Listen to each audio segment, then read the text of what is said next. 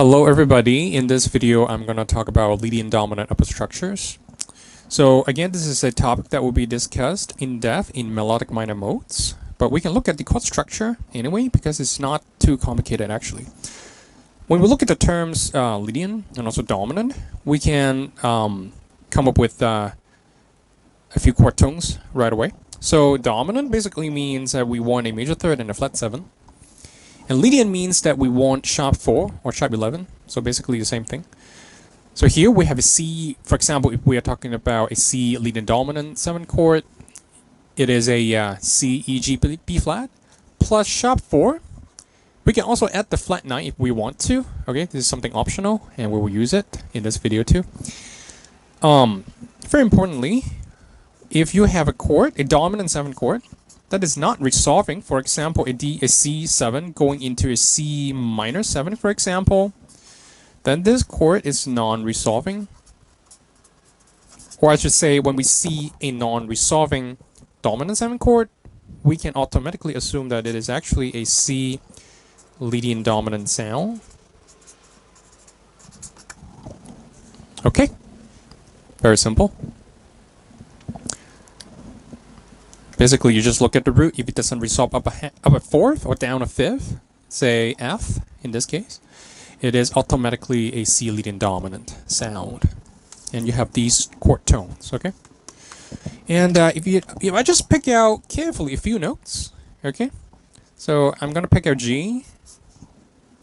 I'm gonna pick B flat. I'm gonna pick D as well.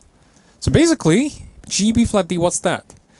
That's actually a G minor triad, right? What if I add the F sharp at the end? We have a very special type of 7 chord, so we call this a G minor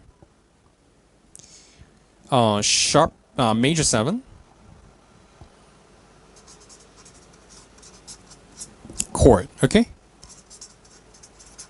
Or a shorter version with the triangle.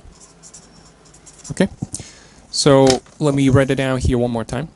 The upper structure of C dominant 7, of C Lydian dominant, is G minor triad with the major 7. So G minor major 7 chord. Okay, so let me write it down one more time here. G minor major 7 chord is equal to basically a G minor triad, so G, B flat, D plus a major 7th. Okay, that's the formula.